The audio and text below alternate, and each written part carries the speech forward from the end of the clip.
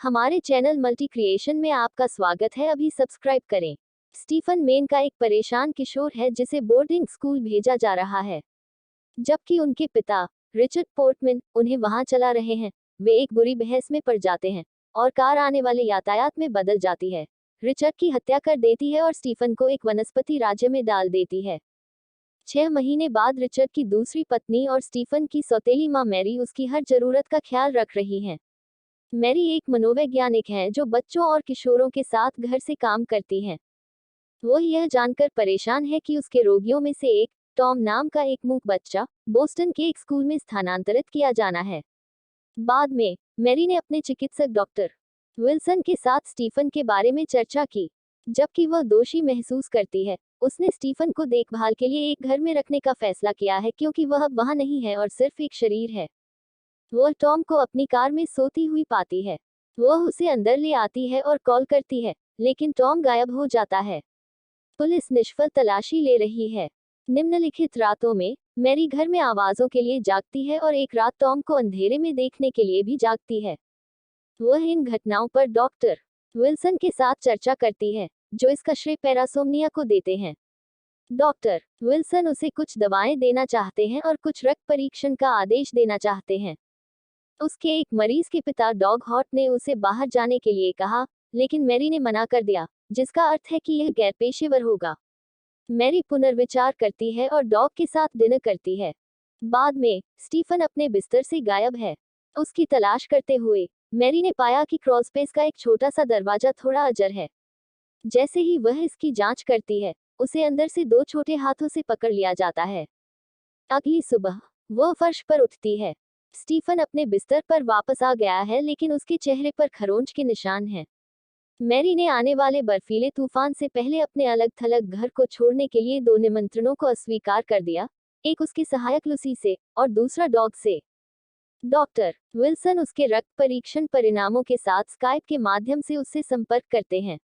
वह उसे डांटता है क्योंकि उसके सौतेले बेटे की दवा उसके खून में दिख रही है। मैरी कोई भी दवा लेने से इनकार करती है और कॉल समाप्त किए बिना चली जाती है। डॉक्टर विल्सन स्टीफन की खाली व्हीलचेयर को देखते हैं, फिर स्टीफन को लिविंग रूम में घूमते हुए देखते हैं। घर में बत्तियां बुझ जाती हैं और कंप्यूटर का कनेक्शन गिर जाता है। जब रोशनी चली जाती है तो मैरी तहखाने में होती है। मैरी टॉम को देखती है और तभी स्टीफन प्रकट होता है और उसे बाहर निकाल देता है। मैरी को होश आ जाता है, बाथटब में बंधी हुई, गला घोंटकर और नग्न, स्टीफन उसे नहलाते हुए। वह मैरी को बताता है कि कैसे वह उसके साथ दुर्घटना के बाद अस्पताल में जाग गया। वह न हिलता था और न ही बोलता था ताकि वह उसका ध्यान आकर्षित कर सके। उनका मानना कि 6 महीने तक वे एक साथ खुश थे, लेकिन फिर टॉम आ गए। यह पता चला है कि टॉम बोस्टन में स्थानांतरित होने के बजाय क्रॉल स्पेस में रह रहा है।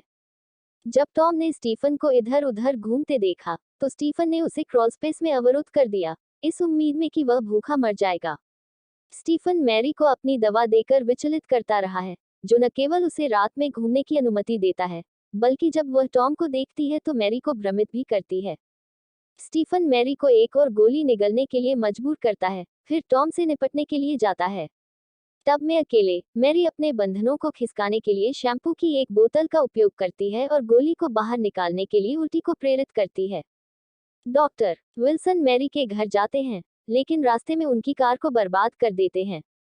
बर्फीले तूफान के कारण पुलिस को बुलाने का उनका प्रयास असफल रहा है। मैरी स्टीफन और टॉम को तहखाने में पाती है, जहां स्टीफन टॉम की हत्या करने की योजना बना रहा है और सीखता है कि स्टीफन ने अपने पिता को जानबूझकर मार डाला। मैरी और टॉम तहखाने से भाग जाते हैं और एक कोठरी में छिप जाते हैं। डॉक्टर विल्सन मैरी को चेतावनी देने के लिए आते हैं, केवल स्टीफन द्वारा हमला और छुरा घोंपा जाने के लिए। मैरी छोड़ने की कोशिश करती है और पता चलता है कि डॉग का शरीर दरवाजा बंद कर रहा है। डॉक्टर विल्सन अपनी मरती हुई सांस के साथ मैरी को स्टीफन के भ्रम के साथ खेलने की सलाह देते हैं। स्टीफन ने बचने के लिए सभी दरवाजों और खिड़कियों को बंद कर दिया है। मैरी एक रोशनदान तोड़ती है और टॉम को बाहर निकलने के लिए ऊपर खींचती है। मैरी स्टीफन के भ्रम के साथ खेलती है जब तक कि वह भागने में सक्षम नहीं हो जाती। मैरी और टॉम झील की ओर दौड़ते हैं, जहां स्टीफन टॉम को ठंडे पानी में डुबोने का प्रयास करता है। मैरी ने उस हथौड़े को पकड़ लिया जिसे स्टीफन ने गिरा दिया था और उसके सिर में मारा, जिससे उसकी मौत हो गई।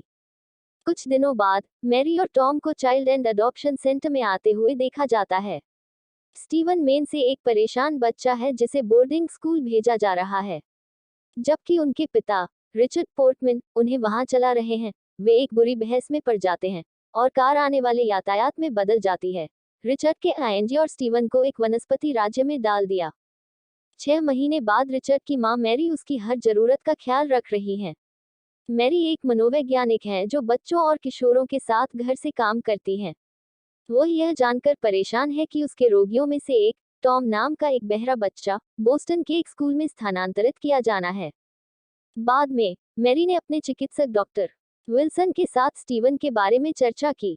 जबकि वह दोषी महसूस करती है, उसने स्टीवन को देखभाल के लिए एक घर में रखने का फैसला किया है क्योंकि वह अब वहां नहीं है और सिर्फ एक शरीर है। हमारे चैनल मल्टी क्रिएशन में आपका स्वागत है। अभी सब्सक्राइब करें। स्टीफन मेन का एक परेशान किशोर है जिसे बोर्डिंग स्कूल भेजा जा रहा है, जबकि उनके पिता रिचर्ड पोर्टमैन उन्हें वहां चला रहे हैं। वे एक बुरी बहस में पड़ जाते हैं और कार आने वाले यातायात में बदल जाती है। रिचर्ड की हत्या कर देती है और स्टीफन को एक वनस्पति राज्य में डाल देती है। 6 महीने बाद रिचर्ड की दूसरी पत्नी और स्टीफन की सौतेली मां मैरी उसकी हर जरूरत का ख्याल रख रही हैं। मैरी एक मनोवैज्ञानिक है जो बच्चों और किशोरों के साथ घर से काम करती है। वो यह जानकर परेशान है कि उसके रोगियों में से एक, टॉम नाम का एक मूक बच्चा, बोस्टन के एक स्कूल में स्थानांतरित किया जाना है। बाद में मैरी ने अपने चिकित्सक डॉक्टर विल्सन के साथ स्टीफन के बारे में चर्चा की।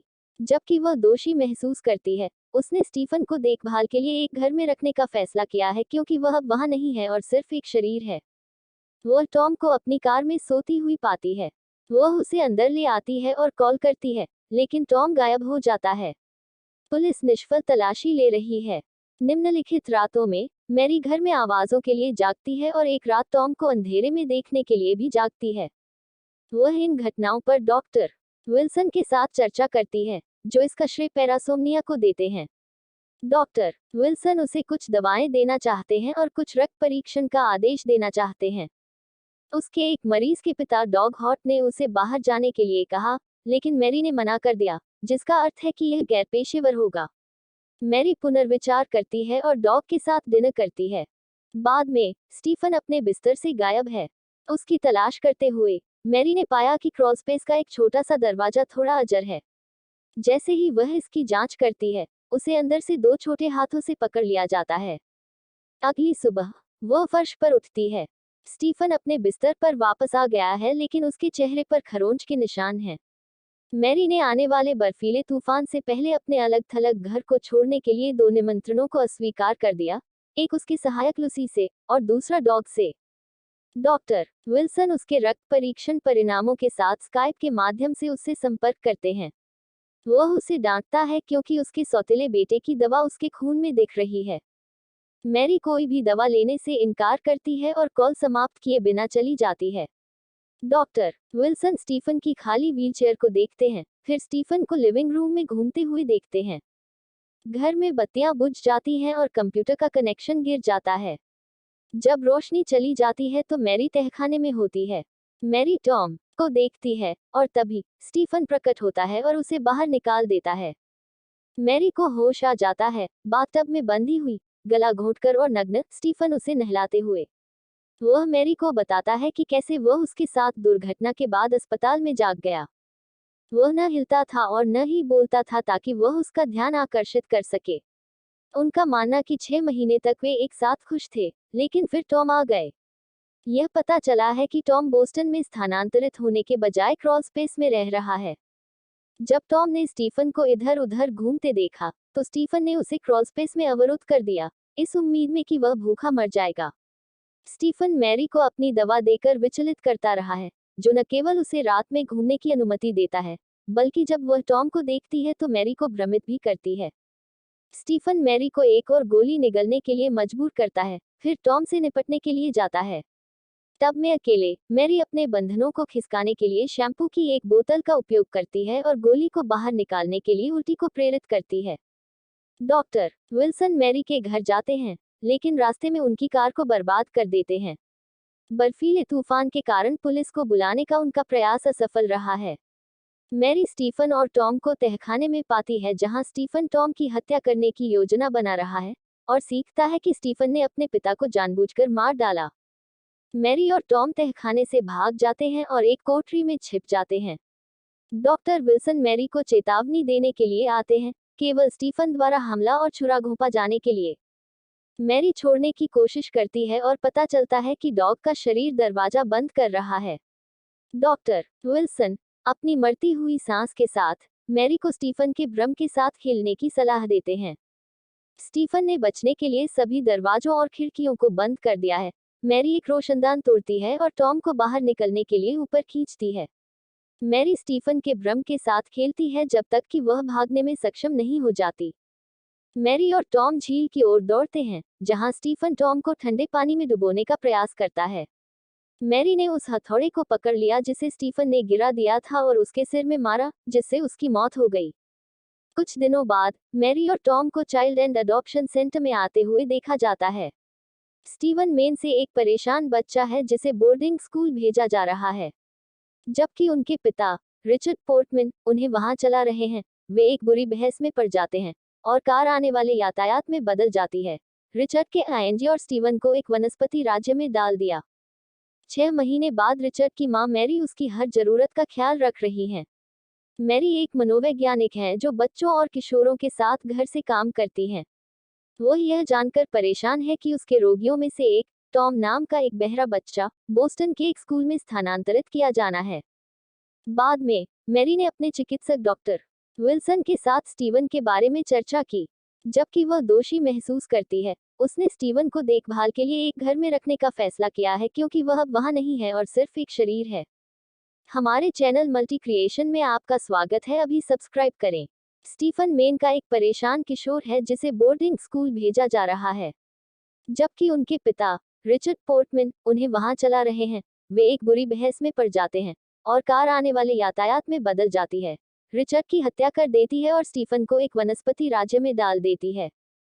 6 महीने बाद रिचर्ड की दूसरी पत्नी और स्टीफन की सौतेली मां मैरी उसकी हर जरूरत का ख्याल रख रही हैं।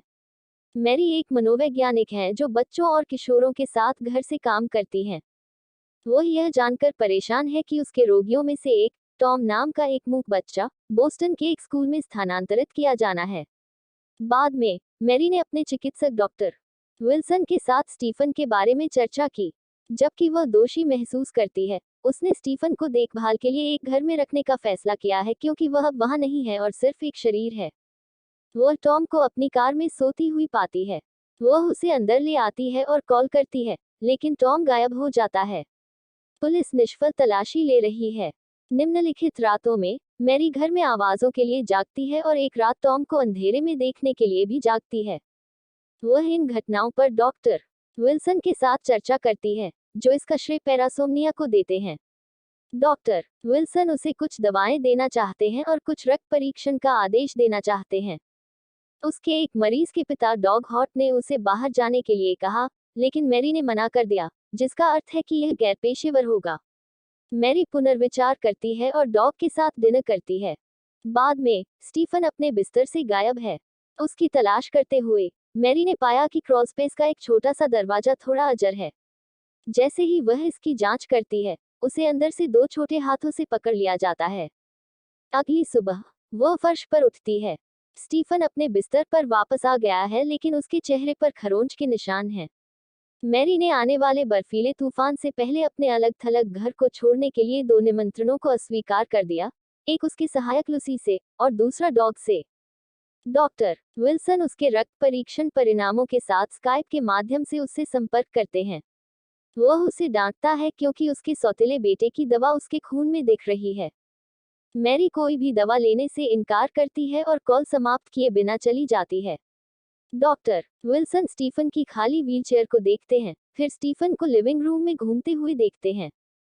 घर में बत्तियां बुझ जाती हैं और कंप्यूटर का कनेक्शन गिर जाता है। जब रोशनी चली जाती है तो मैरी तहखाने में होती है। मैरी टॉम को देखती है और तभी स्टीफन प्रकट होता है और उसे बाहर निकाल देता है। मैरी को होश आ जाता है, बाथटब में बंधी हुई, गला घोंटकर और नग्न, स्टीफन उसे नहलाते हुए। वह मैरी को बताता है कि कैसे वह उसके साथ दुर्घटना के बाद अस्पताल में जाग गया। वह न हिलता था और न ही बोलता था ताकि वह उसका ध्यान आकर्षित कर सके। उनका मानना कि 6 महीने तक वे एक साथ खुश थे, लेकिन फिर टॉम आ गए। यह पता चला है कि टॉम बोस्टन में स्थानांतरित होने के बजाय क्रॉल स्पेस में रह रहा है। जब टॉम ने स्टीफन को इधर उधर घूमते देखा, तो स्टीफन ने उसे क्रॉल स्पेस में अवरुद्ध कर दिया, इस उम्मीद में कि वह भूखा मर जाएगा। स्टीफन मैरी को अपनी दवा देकर विचलित करता रहा है, जो न केवल उसे रात में घूमने की अनुमति देता है, बल्कि जब वह टॉम को देखती है तो मैरी को भ्रमित भी करती है। स्टीफन मैरी को एक और गोली निगलने के लिए मजबूर करता है, फिर टॉम से निपटने के लिए जाता है। टब में अकेले, मैरी अपने बंधनों को खिसकाने के लिए शैम्पू की एक बोतल का उपयोग करती है और गोली को बाहर निकालने के लिए उल्टी को प्रेरित करती है। डॉक्टर विल्सन मैरी के घर जाते हैं, लेकिन रास्ते में उनकी कार को बर्बाद कर देते हैं। बर्फीले तूफान के कारण पुलिस को बुलाने का उनका प्रयास असफल रहा है।